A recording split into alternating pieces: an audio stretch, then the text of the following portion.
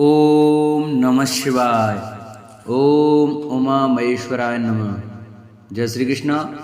नमस्कार दोस्तों, स्वागत है आप सभी का हमारे YouTube चैनल आर के भक्ति में। भक्तों, आज की वीडियो में आज सुने आप सोमवार व्रत कथा। प्राचीन समय में एक नगर में एक धनवान साहूकार रहा करता था, जिसके घर में किसी प्रकार की कोई कमी नहीं थी, परंतु उसके कोई पुत्र नहीं था, जिस कारण वह काफी दुखी रहता था। उसे दिन रात यही चिंता सताती रहती थी। ऐसे में वह पुत्र पाने की कामना के लिए हर सोमवार भगवान शिव जी का व्रत और पूजन किया करता था, और शाम के समय शिव मंदिर में जाकर के भगवान शिव जी के सामने दीपक जलाता था। उसके उस भक्ति भाव को देखकर देवी मां पार्वती ने शिव जी से कहा कि यह साहूकार आपका बहुत बड़ा भक्त है और सदैव आपका व्रत और पूजन बड़ी श्रद्धा के साथ करता है, इसकी मनोकामना पूर्ण करनी चाहिए। शिव जी ने कहा, हे पार्वती, यह संसार कर्म क्षेत्र है, और जैसे किसान खेत में जैसा बीज बोता है वैसा ही फल काटता है।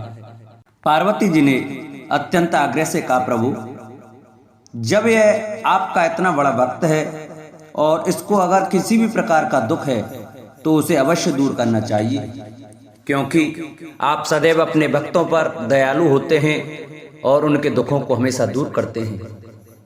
यदि आप ऐसा नहीं करेंगे तो मनुष्य आपकी सेवा व व्रत क्यों करेंगे। पार्वती जी के ऐसे आग्रह पर शिव जी बोले, हे पार्वती, इसके कोई पुत्र नहीं है, इसी चिंता में यह अत्यंत दुखी रहता है। इसके भाग्य में पुत्र ना होने पर भी मैं इसको पुत्र की प्राप्ति का वर दे सकता हूं, लेकिन वह पुत्र केवल 12 वर्ष तक जीवित रहेगा। इसके पश्चात वह मृत्यु को प्राप्त हो जाएगा। इससे अधिक तो मैं भी कुछ और इसके लिए नहीं कर सकता। यह बातें साहूकार सुन रहा था। इससे उसको न तो प्रसन्नता हुई और न ही कुछ दुख हुआ। वह पहले की तरह शिव जी महाराज का व्रत और पूजन करता रहा। कुछ समय व्यतीत हो जाने पर साहूकार की स्त्री गर्भवती हुई और 10वें महीने में उसे अति सुंदर पुत्र की प्राप्ति हुई। साहूकार के घर में बहुत खुशी मनाई गई, परंतु साहूकार ने उसकी केवल 12 वर्ष की आयु जानकर अधिक प्रसन्नता प्रकट नहीं की और न ही किसी को यह भेद बताया। जब वह बालक 11 वर्ष का हो गया तो उस बालक की माता ने उसके पिता से विवाह आदि के लिए आग्रह किया। तो वह साहूकार कहने लगा कि अभी मैं इसका विवाह नहीं कर सकता, अपने पुत्र को काशी पढ़ने के लिए भेजूंगा। फिर साहूकार ने बालक के मामा को बुलाकर उसको बहुत सा धन दिया और कहा, तुम इस बालक को काशी जी पढ़ने के लिए ले जाओ और रास्ते में जिस स्थान पर भी जाओ यज्ञ और ब्राह्मणों को भोजन अवश्य कराते जाना। फिर वे दोनों मामा भांजे यज्ञ करते और ब्राह्मणों को भोजन कराते हुए काशी जी की तरफ रवाना हुए। रास्ते में उनको एक शहर से गुजरना पड़ा। उस शहर में राजा की कन्या का विवाह था और दूसरे राजा का लड़का जो विवाह करने बारात लेकर आया था वह एक आंख से काना था। उसके पिता को इस बात की बड़ी चिंता हो रही थी कि कहीं वर को देख कन्या के माता पिता विवाह में किसी प्रकार की अड़चन पैदा न कर दे। इस कारण जब उसने अति सुंदर सेठ के लड़के को देखा तो मन में विचार आया कि क्यों ना दरवाजे के समय इस लड़के से वर का काम चलाया जाए। ऐसा विचार कर वर के पिता ने उस लड़के और उसके मामा से बात की तो वे राजी हो गए। फिर उस लड़के को वर के कपड़े पहनाकर और घोड़ी पर चढ़ाकर दरवाजे पर ले गए और सब कार्य प्रसन्नता से पूर्ण हो गया। फिर वर के पिता ने सोचा कि यदि विवाह कार्य भी इसी लड़के के द्वारा करा लिया जाए तो क्या बुराई है। ऐसा विचार कर उसने लड़के और उसके मामा से कहा, यदि आप फेरों और कन्यादान के काम को भी करा दें तो आपकी बड़ी कृपा होगी और मैं इसके बदले में आपको बहुत सारा धन दूंगा। तो उन्होंने स्वीकार कर लिया और विवाह कार्य भी बहुत अच्छी तरह से संपन्न हो गया। परंतु जिस समय लड़का जाने लगा तो उसने राजकुमारी की चुन्नी के पल्ले पर लिख दिया कि तेरा विवाह तो मेरे साथ हुआ है, परंतु जिस राजकुमार के साथ तुमको भेजेंगे वह एक आंख से काना है और मैं काशी जी में पढ़ने जा रहा हूं। लड़के के जाने के पश्चात उस राजकुमारी ने जब अपनी चुन्नी पर ऐसा लिखा हुआ देखा तो उसने राजकुमार के साथ जाने से मना कर दिया और कहा कि यह मेरा पति नहीं है, मेरा विवाह इसके साथ नहीं हुआ है, वह तो काशी जी पढ़ने गया है। राजकुमारी के माता पिता ने अपनी कन्या को विदा नहीं किया और बारात वापस चली गई। उधर सेठ का लड़का और मामा काशी जी पहुंच गए। वहां जाकर लड़के ने पढ़ना शुरू कर दिया। जब लड़के की आयु 12 साल की हो गई, उस दिन उन्होंने यज्ञ रचा रखा था कि लड़के ने अपने मामा से कहा, मामा जी आज मेरी तबीयत कुछ ठीक नहीं लग रही है। मामा ने कहा अंदर जाकर सो जाओ और आराम करो। लड़का अंदर जाकर सो गया और थोड़ी देर के बाद में उसके प्राण निकल गए। जब उसके मामा ने आकर देखा तो वह मुर्दा पड़ा हुआ है तो उसको बड़ा दुख हुआ और उसने सोचा कि अगर मैं अभी रोना पीटना मचा दूंगा तो यज्ञ का कार्य अधूरा रह जाएगा, जो कि सही नहीं होगा। अतः उसने जल्दी से यज्ञ का समाप्त किया और ब्राह्मणों के जाने के बाद रोना पीटना आरंभ कर दिया। संयोगवश उसी समय से पार्वती जी उधर से जा रहे थे। जब उन्होंने जोर जोर से रोने की आवाज सुनाई दी तो पार्वती जी शिव जी से कहने लगी, प्रभु कोई दुखिया रो रहा है, कृपया कर इसके कष्ट को दूर कीजिए। जब से पार्वती ने पास जाकर देखा तो वहां एक लड़का मुर्दा पड़ा हुआ था। पार्वती जी कहने लगी, महाराज यह तो उसी सेठ का लड़का है जो आपके वरदान से पैदा हुआ था। अतः हे प्रभु इस बालक को और आयु दो, नहीं तो इसके माता पिता तड़प तड़प कर मर जाएंगे। पार्वती जी के बार बार आग्रह करने पर शिव जी ने उसको जीवन का वरदान दे दिया और भगवान शिव जी की कृपा से लड़का फिर जीवित हो गया। इसके बाद शिव जी और पार्वती जी कैलाश पर्वत की ओर चले गए। इसके पश्चात वह लड़का और उसका मामा उसी प्रकार यज्ञ करते और ब्राह्मणों को भोजन कराते अपने घर की ओर वापस चल पड़े।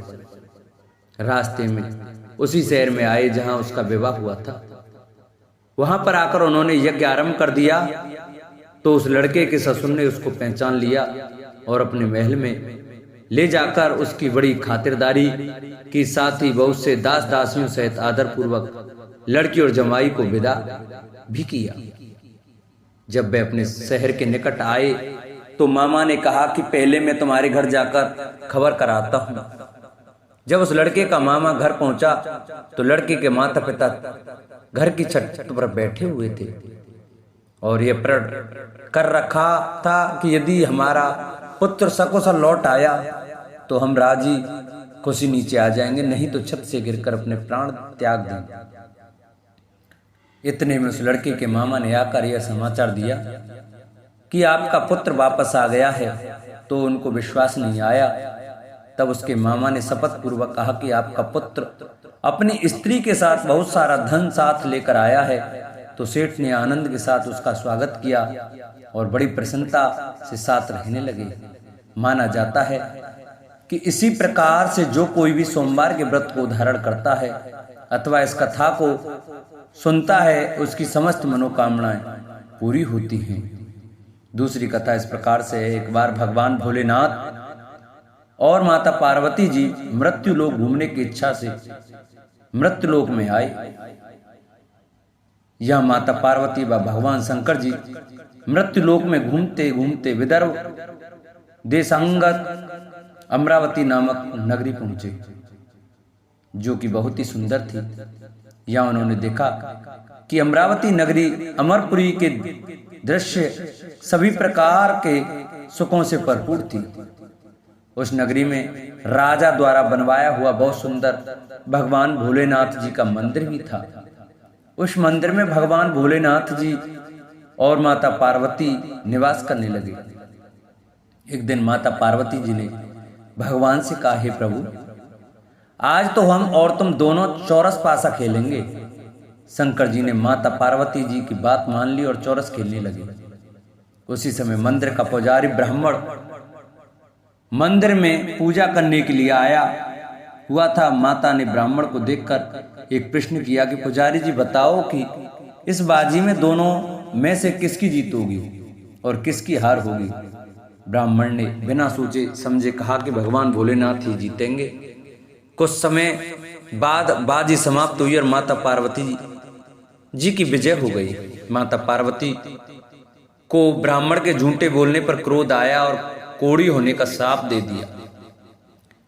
भगवान शंकर जी के बहुत समझाने के बाद भी माता नहीं मानी और वो दोनों वहां से चले गए।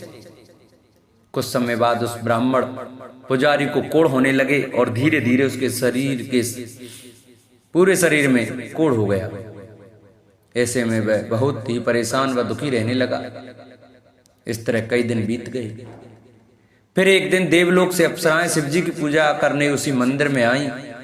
अप्सराओं ने उस पुजारी के कष्ट को देखकर बड़े दया भाव से उसके रोगी होने का कारण पूछा। तब पुजारी जी ने आप बीती सभी बातें निसंकोच होकर उन अप्सराओं को बता दी। यह सुनकर वो अप्सराएं बोली, हे ब्राह्मण, तुम दुखी मत हो। भगवान भोलेनाथ जी आपके सभी कष्टों को दूर कर देंगे, परंतु तुम्हें श्रेष्ठ 16 सोमवार के व्रत पूरे विधि विधान और भक्ति भाव से पूरे 16 व्रत करने होंगे और 17वें सोमवार के दिन पाव सेर पवित्र गेहूं के आटे की बाटी बनाएं। उसके बाद घी और गुड़ मिलाकर चूरमा बनाकर भगवान भोलेनाथ जी को प्रसाद चढ़ाना और बाकी के प्रसाद को मंदिर में उपस्थित भक्तों को बांट देना। ऐसे करने से आपकी सभी मनोकामनाएं पूरी होंगी। ऐसा कहकर अप्सराएं देवलोक चली गईं। ब्राह्मण भी यथाविधि 16 सोमवार व्रत करने लगा। ऐसे में भगवान भोलेनाथ की कृपा से धीरे धीरे ब्राह्मण पुजारी कोढ़ से मुक्त होने लगा। कुछ समय बाद भगवान शंकर जी और माता पार्वती जी फिर से उसी मंदिर में पधारे।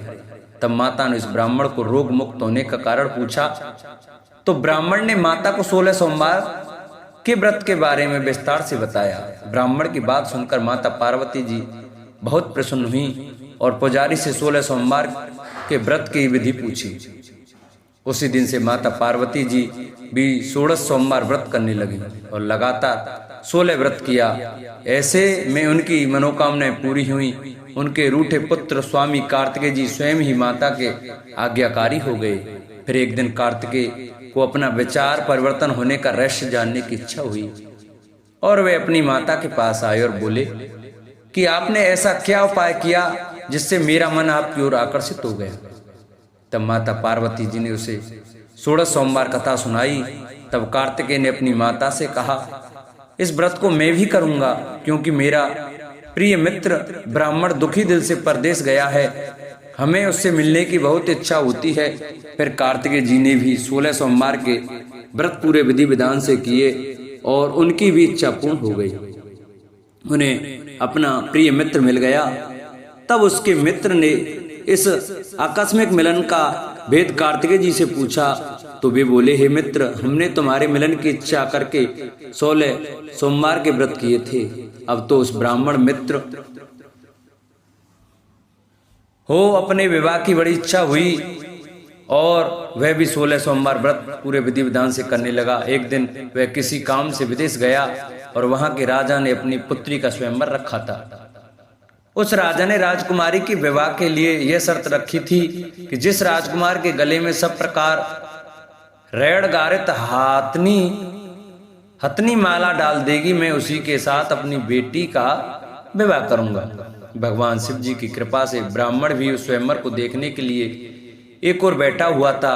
उसी समय हथनी वहां पर आई और उस ब्राह्मण के गले में जयमाला डाल दी। इस तरह राजा की प्रतिज्ञा के अनुसार बड़ी धूमधाम के साथ अपनी पुत्री का विवाह उस ब्राह्मण के साथ पूरे विधि विधान से कर दिया और उसे बहुत सारा धन देकर सम्मान पूर्वक संतुष्ट किया और वो दोनों सुख पूर्वक रहने लगे। एक दिन उस राजकुमारी ने अपने पति से पूछा कि हे प्राणनाथ, आपने ऐसा कौन सा पुण्य किया है जो हथनी ने सभी राजकुमारों को छोड़कर आपके गले में जयमाला डाली तब ब्राह्मण बोला, हे प्राण प्रिय, मैं अपने मित्र कार्तिकेय जी के कथानुसार 16 सोमवार का व्रत किया था, जिसके प्रभाव से मुझे तुम जैसी रूपवान पत्नी मिली। इस व्रत की महिमा सुनकर राजकन्या को बड़ा आश्चर्य हुआ और वह भी पुत्र कामना के लिए 16 सोमवार व्रत करने लगी और भगवान भोलेनाथ से पुत्र कामना की प्राप्ति करने लगी। शिव जी की कृपा से कुछ समय के बाद उसके गर्भ से एक अति सुंदर, सुशील, धर्मात्मा और विद्वान पुत्र हुआ। वे ब्राह्मण और पत्नी दोनों उस पुत्र को पाकर बहुत ही प्रसन्न हुए और उसका लालन पालन भली प्रकार से करने लगे। जब वह लड़का बड़ा हुआ और समझदार हुआ तो एक दिन अपनी माता से प्रश्न किया कि माता, आपने ऐसा कौन सा पुण्य किया जो आपको मेरे जैसा पुत्र प्राप्त हुआ? पुत्र की बात सुनकर उस राजकुमारी ने अपने द्वारा किए गए 16 सोमवार व्रत की कथा और पूरे नियमों के बारे में उसे बताया। उस लड़के ने इस व्रत को सब तरह से मनोरथ पूर्ण करने वाला सुनकर उसके मन में राज्याधिकार की पाने की इच्छा की। उस लड़के ने उसी दिन भगवान शिव जी को प्रसन्न करने के लिए 16 सोमवार के व्रत पूरे नियमों से करने लगा। एक दिन दूसरे देश के राजा के दूत ने आकर उसको उनकी राजकुमारी के लिए चुना और उसे अपने साथ ले आए और राजा ने अपनी राजकुमारी के विवाह उसके साथ कर दिया। धीरे धीरे राजा वृद्ध हो गया और उसके लिए राज का संभालना मुश्किल हो गया। उसने अपने दामाद का राज्य तलक कर दिया और वहां का राजा घोषित कर दिया। इस तरह ब्राह्मण पुत्र राजा बनकर भी ये व्रत करता रहा। जब 17वां सोमवार का व्रत आया तो उसने अपने रानी से सभी सामग्रियों सहित भगवान भोलेनाथ जी के मंदिर आने को कहा, किंतु रानी मंदिर नहीं आई और उसने अपने दास दासियों को पूजा की सामग्री लेकर मंदिर भेज दिया। राजा ने पूरे विधि विधान से भगवान शिव जी की पूजा करी। जब वह वहां से जाने लगा तो उसने सुना कि आकाशवाणी से एक आवाज आई और उसने कहा, हे राजा, अपनी इस रानी को राजमहल से निकाल दे, नहीं तो ये तेरा सर्वनाश कर देगी। इस वाणी को सुनकर राजा आश्चर्य में पड़ गया और उसने तुरंत मंत्रियों की बैठक बुलाई और आप बीती सुनाई। मंत्री आदि सभी बड़े विस्मय और दुख में डूब गए, क्योंकि जिस कन्या के साथ राज्य मिला है, राजा उसी को राज से निकालने का जाल रच रहा है, यह कैसे हो सकेगा? अतः में राजा ने अपनी रानी को राजमहल से निकाल दिया। रानी दुखी हृदय से अपने भाग्य को कोसती हुई अपने राज से बाहर चली गई। बिना चप्पलों के और फटे वस्त्र पहने भूखी प्यासी धीरे धीरे चलकर एक नगर में जा पहुंची। उस नगर में एक बुढ़िया रोज सूत काटकर बेचने जाती थी। रानी की करुण दशा देख बुढ़िया बोली, तू मेरे साथ चल, मेरे सूत बिकवा दे, मैं वृद्ध हूँ, भाव नहीं जानती हूँ। यह सुनकर रानी बुढ़िया के सिर से सूत की गठरी उतारकर अपने सिर पर रख ली। अचानक से आंधी आई और बुढ़िया के सभी सूत हवा में उड़ गए। बेचारी बुढ़िया बहुत पछताई और रानी से कहा कि दूर रहना मेरे से। अब रानी एक तेली के घर गई और काम मांगने लगी कि अचानक से उस तेली के सभी मटके शिवजी के प्रकोप से चटक गए। ऐसी दशा देखकर उस तेली ने रानी को अपने घर से निकाल दिया। इस प्रकार रानी अत्यंत दुख पाती हुई एक नदी के तट पर गई तो देखा कि नदी अचानक सूख गई। उसके बाद रानी एक वन में गई। वहां जाकर उसने एक सरोवर देखा और वह पानी पीने के लिए सरोवर की सीढ़ी उतरी और पानी पीने के लिए जैसे अपने हाथों को आगे बढ़ाया तो देखा कि सरोवर का पानी नील कमल के सदृश जल असंख्य कीड़ों में गंदा हो गया। रानी ने अपने भाग्य का दोषारोपण करते हुए उस सरोवर का जल पीकर अपनी प्यास बुझाई। आराम करने के लिए एक पेड़ की शीतल छाया में विश्राम करने के लिए लेटी तो देखा कि उस पेड़ की सभी पत्तियां झड़ गईं। ऐसे में रानी जिस पेड़ के नीचे जाती उसी पेड़ की पत्तियां अपने आप झड़ जाती। वन सरोवर और पेड़ों की ऐसी दशा देखकर गाय चराते हुए ग्वालों ने अपने गोसाई स्वामी जी से सभी बातें बता दी। गोसाई जी के आदेशानुसार ग्वाले रानी को पकड़कर गोसाई जी के पास ले आए। रानी की मुख कांति और शरीर शोभा देखकर गोसाई जी जान गए कि यह कोई विधि की गति की मारी कुलीन अबला है। ऐसा सोचकर गोसाई जी ने रानी से कहा कि हे पुत्री, मैं तुमको पुत्री समान रखूंगा, तुम मेरे आश्रम में ही रहो और मैं तुम्हें किसी प्रकार का कष्ट नहीं होने दूंगा। गोसाई जी के ऐसे वचन सुनकर रानी को थोड़ी धीरज मिली और वह आश्रम में ही निवास करने लगी। आश्रम में रानी खाना बनाती तो उसके खाने में कीड़े पड़ जाते और जब वह पानी भर के लाती तो उसके में भी कीड़े पड़ जाते।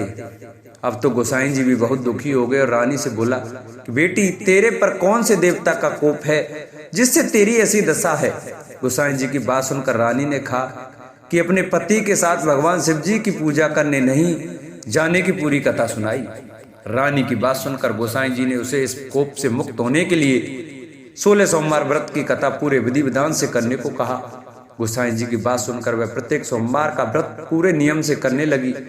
जब रानी के पूरे 16 व्रत हो गए और जब उसने 17वें सोमवार का व्रत किया और रोज की तरह भगवान भोलेनाथ की पूजा कर रही थी तो भगवान शिव जी के प्रभाव से राजा के मन में अपनी रानी का विचार उत्पन्न हुआ और सोचा कि मेरी रानी को गए बहुत समय बीत गया, न जाने कहाँ कहाँ भटकती होगी, मुझे उसे ढूंढना चाहिए।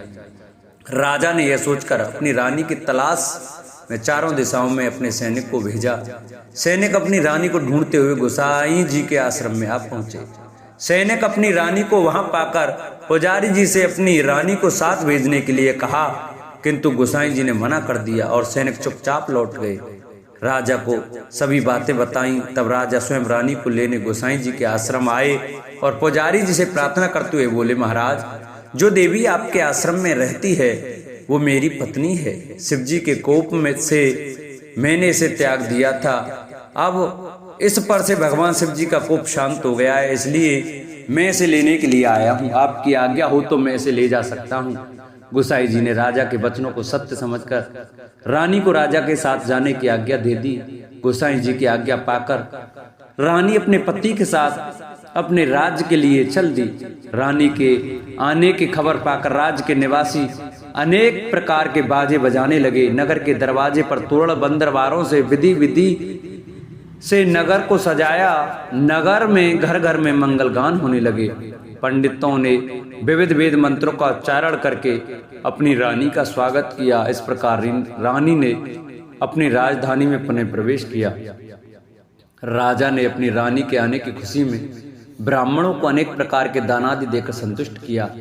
याचकों को धन धान्य दिया और पूरी नगरी में जगह जगह सदा व्रत खुलवाए, जहां भूखों और गरीबों को खाने को मिला। इस प्रकार राजा रानी भगवान भोलेनाथ जी की कृपा से सभी प्रकार के सुख भोगते हुए और 16 सोमवार व्रत की कथा करते रहे। अंत में अनेक प्रकार के सुख भोगते हुए शिवपुरी को पधारे।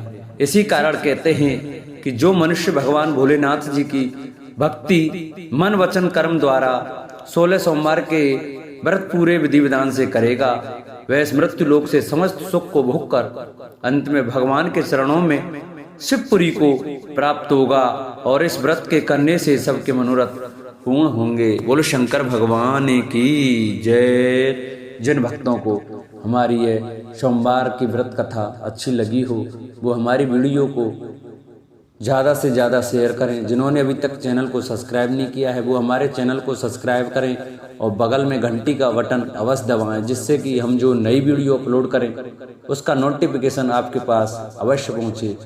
हमारी वीडियो को लाइक करें और कमेंट में ओम नमः शिवाय, ओम उमा महेश्वराय नमः अवश्य लिखें। बोलो शंकर भगवान की जय।